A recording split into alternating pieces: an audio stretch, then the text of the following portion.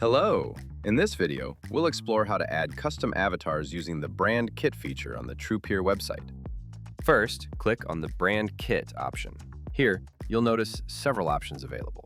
By clicking on Avatar option, you'll find the Connect Your API Key option. Select it, and you'll see Connect Your HeyGen API Key option. Enter your HeyGen API key. After you've done that, click on the Connect Key option. Be aware that it may take a moment to process.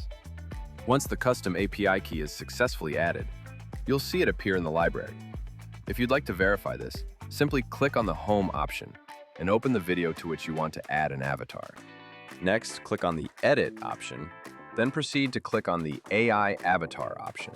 Here, you'll see the Use Your Custom API Avatar Generation feature. Enable it, and you'll find that the custom avatar library is now visible.